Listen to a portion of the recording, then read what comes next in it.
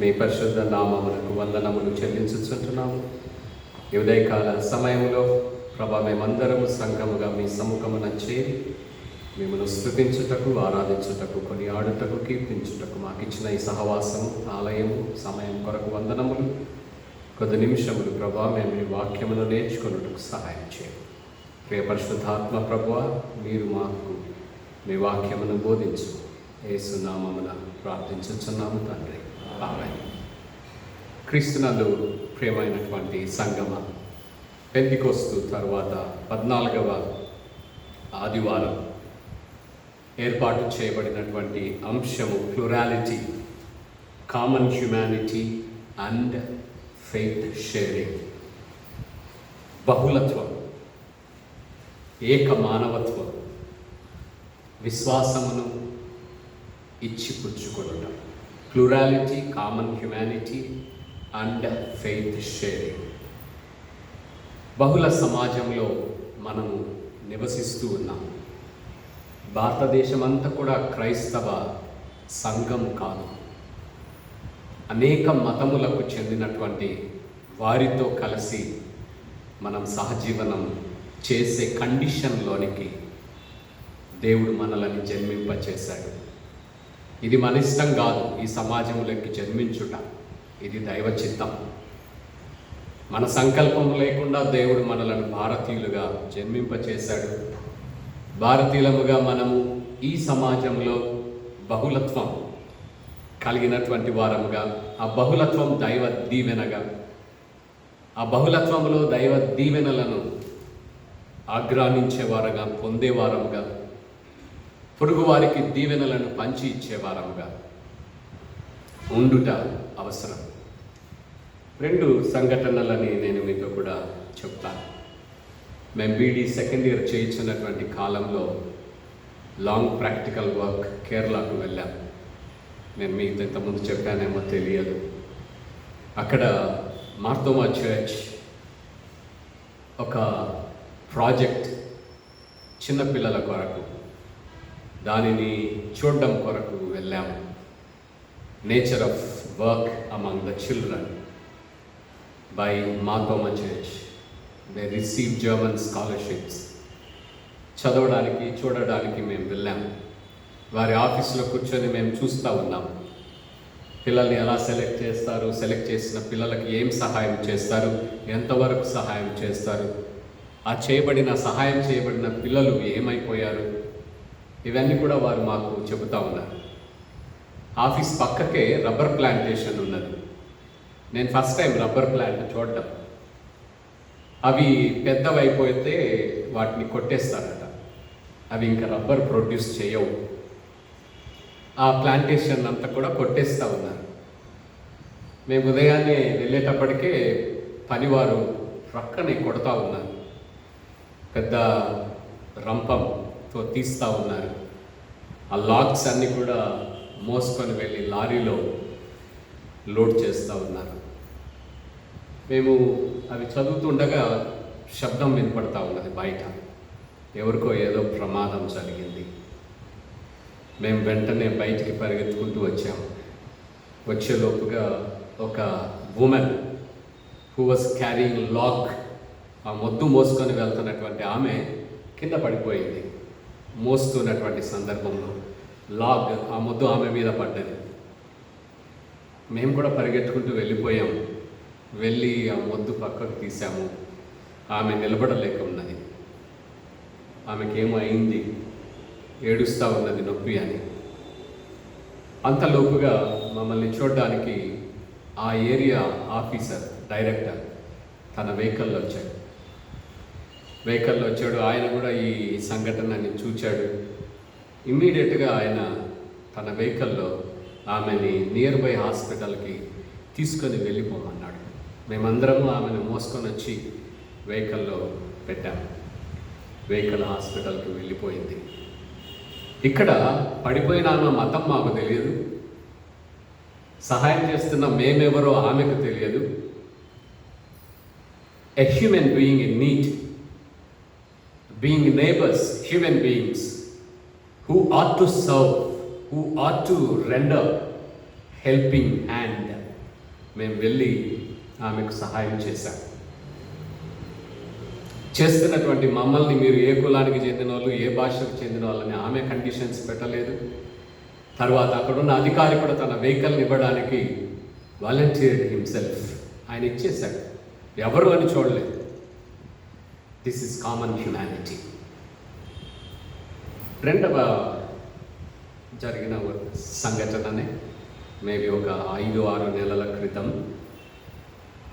Chittoor district collector గారు, SP గారు, మరి డిస్ట్రిక్ట్లో ఉన్నటువంటి అన్ని మతములకు చెందినటువంటి మత పెద్దలను ఆహ్వానించారు. నేను కూడా వెళ్ళాను. అక్కడ అందరం కూడా, మీకు అందరికి గుర్తుందనుకుంటా, రథములు కాల్ చేస్తూ ఉన్నారు.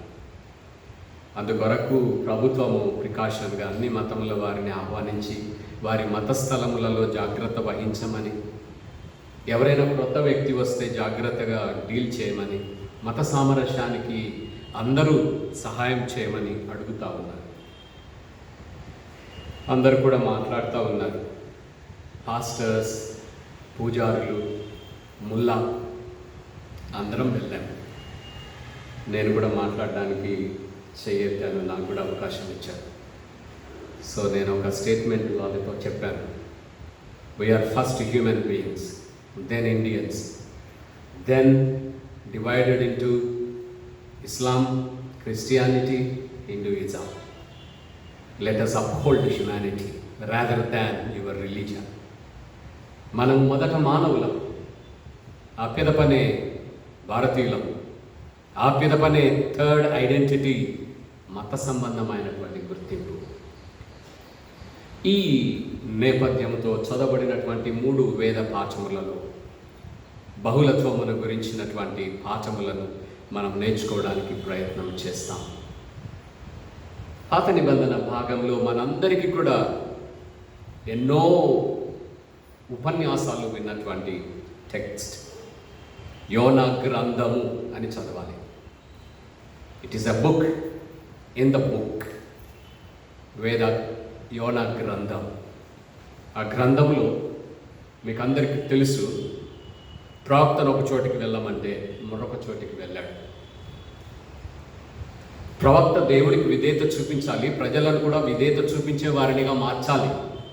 ఎ prophet has obligation to show obedience to God and make the people to show obedience to the will of God. దేవుని చిత్తమునకు విధేయత చూపించవలసినటువంటి ప్రవక్త అవిధేయులైనటువంటి ప్రజలను కూడా విధేయత చూపించే వారినిగా ఒప్పించవలసినటువంటి ప్రవక్త నినివేకి వెళ్ళమంటే తర్షీషుకు వెళ్ళాడు. మీకు అందరికీ కారణం తెలిసిందొచ్చు ఆయన ఎందుకు అట్లా వెళ్ళాడు. నినివే బబులోనులో ఒక ఓడరేవు, అక్కడికి వెళ్ళమన్నాడు దేవుడు.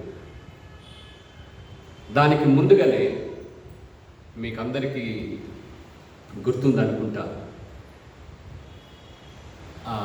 జఫన్యా, హగ్గై వీరి కాలంలో ప్యూరిటనిజం అనే ఒక మత ఉద్యమం ప్రారంభమైంది. వాళ్ళు ఏం చేశారంటే యూదులను మాత్రమే వివాహం చేసుకోవాలి. యూదేతరులను ఎవరినైనా వివాహం చేసుకొని ఉంటే మీ భార్యలను విడిచిపెట్టండి, మీ పిల్లల్ని విడిచిపెట్టండి, దేవుడు మన జాతిని శుద్ధీకరించమని కోరుతా ఉన్నాడని ఎక్స్ట్రీమ్ టీచింగ్స్ చెప్పారు. ఈ కాంటెంపరీలో యోనా ప్రవక్త కూడా బబులోను చెరలో ఇశ్రాయేలు ప్రజలని మ్రగ్గ చేసినటువంటి దేశం, వాళ్ళని నాశనం చేయడానికి ప్రయత్నం చేసినటువంటి దేశం, శత్రు రాజ్యం, వారిని శ్రమ పెట్టినటువంటి దేశం. ఐగుప్తు చెర తర్వాత వారు అనుభవించిన మిక్కుటమైన శ్రమ బబులోను చెర. ఆ శ్రమ పెట్టిన దేశంలోకి వెళ్ళి దేవుడు మిమ్మల్ని చంపబోతున్నాడు, మారు మనసు పొందమని నేను ఎలా చెప్పాలా? నా శత్రువు దగ్గరికి వెళ్ళి ఎట్లా చెప్పాలి నేను? రీసెంట్గా ఒక పాస్టర్ గారు నన్ను కలిశారు. బాబు గారు ప్లీజ్ హెల్ప్ అస్, మేము చర్చ్ కట్టుకుంటున్నాం, దయచేసి సహాయం చేయండి. రీసెంట్గా జరిగిన ఎలక్షన్లలో నాకు వ్యతిరేకంగా పోటీ గ్రూప్ని సపోర్ట్ చేశాడు. నాకు అది గుర్తు రాలే వెంటనే. నేను వెంటనే అన్నాను, please come, I will help you. బయటకు వచ్చినాక అనిపిస్తుంది, ఇది నాకు వ్యతిరేకంగా చేశాడే, కానీ రమ్మన్నానే, హెల్ప్ చేస్తానన్నానే. Yes, that is humanity. మనకు తెలియకనే మనలో మంచి పని చేస్తూ ఉంటుంది. ప్రవక్తకు తెలియకనే ఈ దేశానికి నేను ఎలా వెళ్ళగలను, వాడు నాకు శత్రువు, నన్ను దుఃఖపెట్టాడు, నా ప్రజలను నాశనం చేశాడు, కోట గోడలను కూల్చాడు, కాల్చివేశాడు, ఆలయాన్ని కాల్చివేశాడు. అక్కడికి వెళ్ళి మరలా చెప్పడం ఏంటి? నో నో నో, ఇది నా రక్తములో లేదు అని, నీకుండొచ్చు దేవా కనికరం, నాకు లేదు అని వేరే చోటుకి వెళ్ళిపోయాడు. ఏం జరిగిందో మీకు అందరికీ తెలుసు. రెండవ పాఠంలో యేసుక్రీస్తు ప్రభుల వారు ఒక ఉపమానం చెప్తా ఉన్నారు. Wedding invitation. ఒక ధనవంతుడు లేకపోతే ఒక పరిపాలకుడు, ఈ extended invitation to certain selected people to attend the wedding. వివాహానికి రమ్మని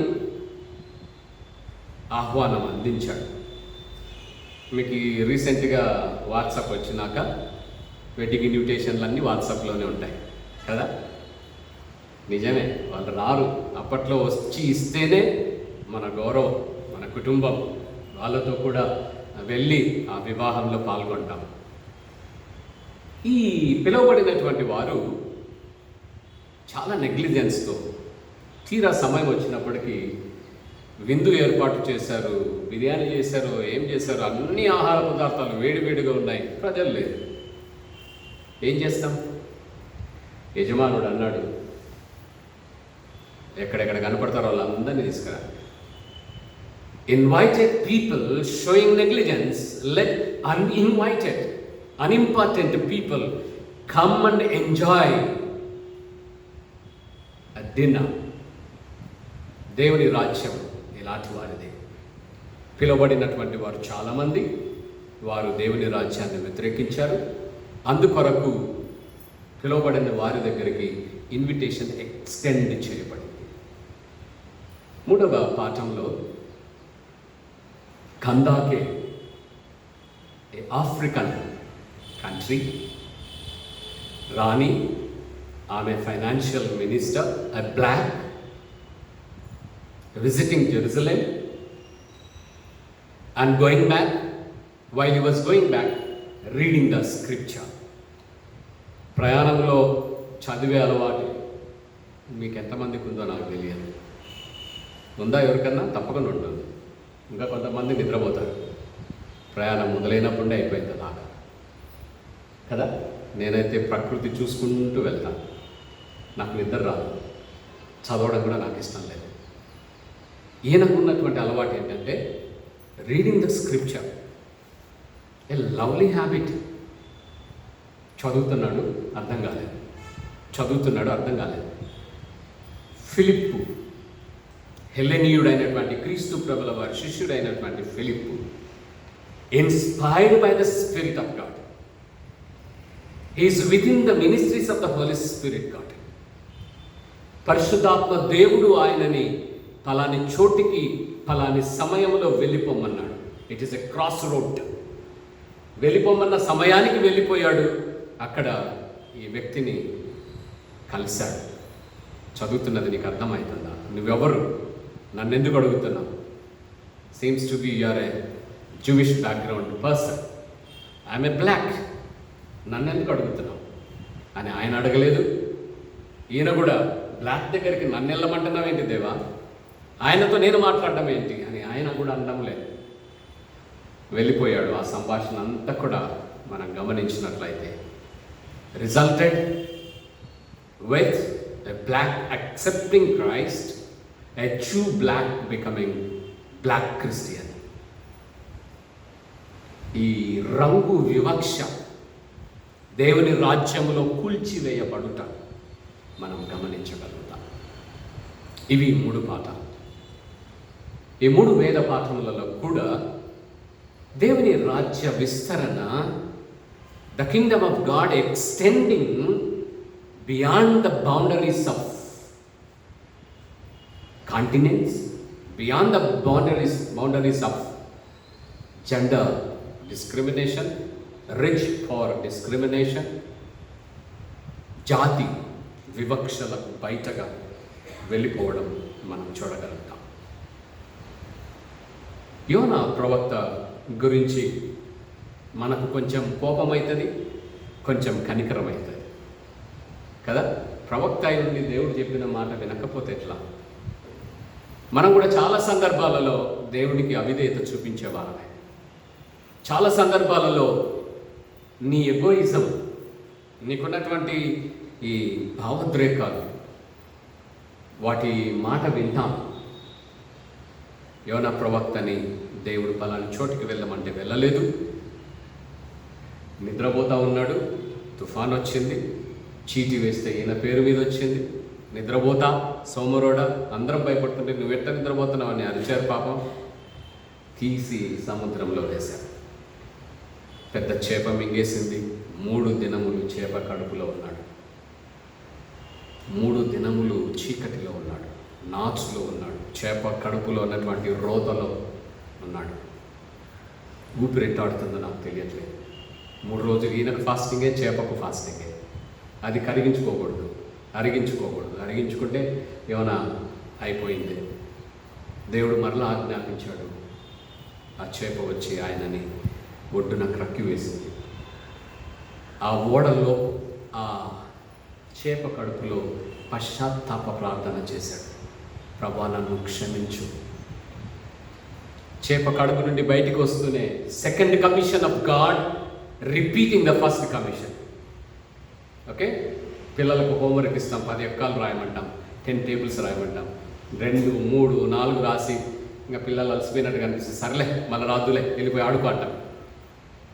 మనం ఇచ్చిన ఆజ్ఞనే మరొకసారి మార్చేస్తాం. But God's commission is never change, మారడం లేదు. నినివేకి వెళ్ళాలి, ప్రకటించాలి. తర్షీష్కి వెళ్తున్నాం, ఆటంకం చేశాను. మరలా నినివేకి వెళ్ళాల్సిందే, మరలా ప్రకటించాల్సిందే. No concession. చేప కడుపులో 3 రోజులు ఉన్నావు, పశ్చాత్తపడ్డావు కాబట్టి సర్లే వదిలేస్తా, నేను ఇంకొకరిని ఎన్నుకుంటాలే, ఇంకొకరు చెప్తారు, నేను వెళ్ళిపో అనలేదు దేవుడు. మరలా వెళ్ళాల్సిందే. వెళ్ళాడు. ఒక్కరోజు ప్రకటించాడు. మహాపట్టణములో అచంచలమైనటువంటి మారు మనసు. ఆ పట్టణములో ఈయన ఎవరు, ఈయన చెబుతున్నటువంటి ప్రవచనము ఆథెంటికా కాదా, నన్ ఆఫ్ పర్సెంట్ ఎవరు ప్రశ్నించలేరు. His authorship is sending from God was approved, accepted by non-Jewish community. యూదేతరులు ఆయనని అంగీకరించారు, ఆయన ప్రవచనాన్ని అంగీకరించారు. పట్టణం పశ్చాత్తాపడడం ప్రారంభం చేశారు. పట్టణం అంతా కూడా ఒక అగ్ని దావనముల పశ్చాత్తాపము రాకిపోయింది. చంటి బిడ్డ మొదలుకొని రీసెంట్గా అయిన పెళ్లి కుమారుడు, పెళ్లి కుమార్తె, పాలిచ్చు తల్లి, పశువులు గోనె పట్ట కట్టుకొని బూడిదలో కూర్చొని పశ్చాత్తాపడుతున్నారు. ప్రవక్తకు ప్రజలు పశ్చాత్తాపడుట ఇష్టం లేదు. తను చెప్పిన ప్రవచనం మీదికి నాశనం రాబోతున్నది. మిమ్మల్ని దేవుడు చంపడానికి నిర్ణయం చేశాడు. ఆ నిర్ణయాన్ని మీకు ముందుగా నన్ను చెప్పమన్నాడు, నేను చెప్తున్నా అని కొండ మీద కూర్చున్నాడు. ఎప్పుడు ఎట్లా అగ్గి వస్తుంది, ఎట్లా చచ్చిపోతారో వీళ్ళు చూడాలి. దేవుడు తనకు చెప్పమన్నటువంటి సందేశం ప్రజలలో పశ్చాత్తాపమును కలిగించాలా. That is important. To bring repentance among nation is more important than killing the people. ప్రజలను చంపివేయట కాదు ప్రాముఖ్యమైనది. ప్రజలని పశ్చాత్తప్తులుగా మార్చుట దేవునికి చాలా ప్రాముఖ్యమైనటువంటి. సొర చెట్టు వచ్చింది ఒక రోజులోనే, పెద్ద పందిరే, ఆ నీడలో ఉన్నాడు. మరుసటి రోజు మళ్ళా ఒక పురుగు వచ్చేసింది, చంపేసింది. సొర చెట్టు అంటానే మీకు ఏం చెట్టు గుర్తొస్తుంది? ఇజ్రాయెల్ దేశంలో సొర చెట్లు ఉండవు, ఏదో సమ్ క్రీపర్. దాన్ని మనకు తెలుగులో ట్రాన్స్లేట్ చేసేటందుకు అట్లా మార్చారు. ఇక్కడ యోనా చాలా కోప్పడుతున్నాడు సొర చెట్టు మీద. దేవుడు మాట్లాడుతూ ఉన్నాడు, సొర చెట్టు మీద నువ్వు నాటలేదు, పందిరేయలేదు, అది నీకు నీడనిచ్చింది, పురుగు వచ్చి చంపేసింది, దానికి ఇంత కోపపడుతున్నావు. నినివే మహాపట్టణ ప్రజల పట్ల నేను కనికరపడకూడదా? వారి పట్ల నీవు ఎందుకు కోపపడుతున్నావు? వారికి జరగవలసిన తీర్పు గురించి నువ్వెందుకు కఠినంగా ఆలోచిస్తూ ఉన్నావు? దేవుడికి నినివే పట్టణాన్ని అంతా మార్చగలిగిన సామర్థ్యం ఉన్నది, కానీ యోనా ప్రవక్తను మార్చడం కష్టమైంది దేవుడికి.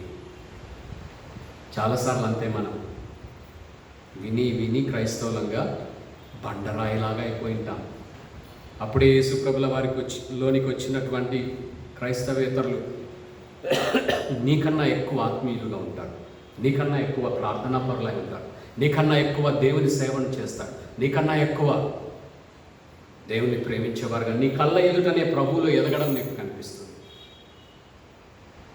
యోనా ప్రవక్త ద్వారా మనం నేర్చుకుంటున్నటువంటి పాఠం ఏంటంటే, గాడ్ ఈజ్ మర్సిఫుల్. దేవుడు కనికరం కలిగినటువంటి దేవుడు. దేవుని కనికరం knows no boundaries. God's mercy is abundant that knows no boundaries. దేవుని కనికరం హద్దులు ఎరుగనటువంటి కనికరం. మనం కూడా అందరినీ ప్రేమిస్తాం, అందరి మీద కనికరం చూపిస్తాం, కానీ కొన్ని హద్దులు పెట్టుకుంటాం. ప్రతిగా నిన్ను ప్రేమించేవాడినే ప్రేమిస్తాం, ప్రతిగా నీకు ఏమైనా సహాయం చేయగలిగిన వాడిని మాత్రమే సహాయం చేయగలుగుతాం. లేకుంటే చాలా హద్దులు పెట్టుకుంటాం. బంధువులకు ఒక హద్దు ఉంటుంది, మన జాతి వాళ్ళకు మరొక హద్దు ఉంటుంది, మన భాష మాట్లాడే వారికి మరొక హద్దులు ఉంటాయి. No discriminations in showing God's mercy. This is divine attribute. దేవునికి ఉన్నటువంటి గుణం ఇది. ఈ గుణాన్ని దేవుడు ప్రవక్త అయిన యోనాతో బయలుపరచుచున్నట్టుగా మనం చూడగలుగుతాం. అంతేకాకుండా మొక్క గురించి కూడా దేవుడు యోనాకి పాఠాన్ని నేర్పిస్తూ ఉన్నట్టుగా మనం చూస్తాం. చాలా సందర్భాల్లో ఇక్కడ నిల్చొని నేను దేవుని వాక్యం చెప్తున్నప్పుడు, God's word will speak to me, not I'm preaching word of God to you. నేను మీకు దేవుని వాక్యాన్ని ప్రకటించడం కాదు, చెప్తున్నటువంటి నాకు కూడా దేవుని వాక్యము నాతో మాట్లాడుతుంది. అందుకే దేవుని వాక్యం ఎప్పుడు కూడా రెండంచులు గల వాడి అయినటువంటి ఖడ్గం. అది మీ హృదయాలకు దూసుకొని వెళ్తుంది, చెప్తున్న నా హృదయంలోకి కూడా దూసుకొని వెళ్తుంది. యోనా ప్రవక్తని దేవుడు నినివే పట్టణాన్ని మార్చినట్టుగా ప్రవక్తను కూడా మార్చాలని ఆశపడుతున్నాడు. చెప్తున్నటువంటి బోధ నినివే పట్టణస్థులకు కాదు, యోనాలో మారు మనసు రావాలి. ఏం మారు మనసు రావాలి? శత్రువులను కూడా ప్రేమించగలిగే మారు మనసు కావాలి. శత్రువుల మీద కోపమును చూపించడం కాదు దేవుని గుణం. Accept your enemy. వారికి సహితం మీరు సహాయం చేయండి. యేసుప్రభుల వారి బోధలో నీ శత్రువులను సహితము వారికి సహాయం చేయి. మైలు రమ్మంటే 2 మైళ్ళు వెళ్ళు, ఒక వస్త్రం ఇమ్మంటే 2 వస్త్రాలు ఇవ్వు. అప్పుడు వారి నెత్తి మీద నీవు ఏముంది? నిప్పులు పోస్తా. ఏంటి నెత్తి మీద నిప్పులు పోయడం?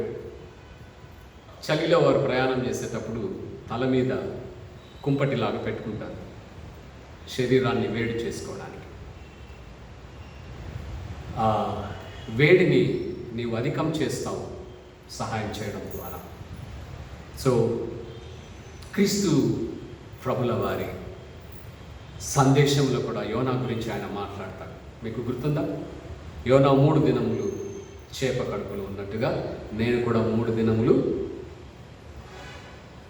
చనిపోయి భూమిలో పాతి పెట్టబడదాను. తర్వాత ఈ 2వ పాఠంలో మనం గమనించినట్లయితే గెస్ట్లందరికీ కూడా 2 పిలుపులు వెళ్ళాయి. All the guests received 2 invitations. In spite of that, they showed disobedience. 2 ఆహ్వానాలు పెళ్లివారి పెళ్లి ఇంటి నుండి అందరికీ వచ్చాయి. చాలా సందర్భాల్లో వెడ్డింగ్ కార్డు ఇవ్వలేదని కోప్పడతాం, కానీ ఇచ్చి నాకు వెళ్ళాం విత్ అవర్ ఓన్ రీజన్స్. అప్పుడు వాళ్ళకు నొప్పి అవుతుంది పిలిచిన వాళ్ళకి. ఇక్కడ కూడా విందు అధికారి పెళ్లి ఇంటి పెద్ద విందు ఏర్పాటు చేశాడు. తీరా సమయం వచ్చేటప్పటికి ఆహ్వానింపబడిన వారు రాలేదు. రానందువలన విందు ఆగిపోలేదు. క్రొత్త వారికి ఆహ్వానం ఎక్స్టెండ్ చేయబడుతూ ఉన్నది. దేవుని రాజ్య విలువ ఏంటంటే, ఇఫ్ యూ షో డిజొబీడియన్స్, దేవుని పని ఆగిపోదు. దేవుడు ఇంకొకరిని ఆ పనిలో వాడుకుంటాడు. తర్వాత వివాహంలోకి వచ్చిన తర్వాత మీరు ఇంకొక ఆశ్చర్యం కలగచ్చు. విందు యజమాని మళ్ళీ వచ్చి అందరినీ చూస్తూ ఉన్నాడు. విందు వస్త్రాలు ఒకడికి లేకుండా ఆ రోజు పిలిచారు కదా, ఆవిడ పిలిస్తేనే వచ్చాడు. కానీ certain moral obligations every individual has to fulfil in the sight of God. దేవుని దృష్టిలో మనమందరము కూడా కొన్ని నీతి చర్యలను తప్పక చేయవలసినటువంటి వారు. ఆ నీతి చర్యలు చేయనటువంటి వారు విందులోకి ఆహ్వానించబడినప్పటికీ కూడా వారు మరలా చెరసాలలోకి వెళ్ళిపోవలసినటువంటి అవసరత.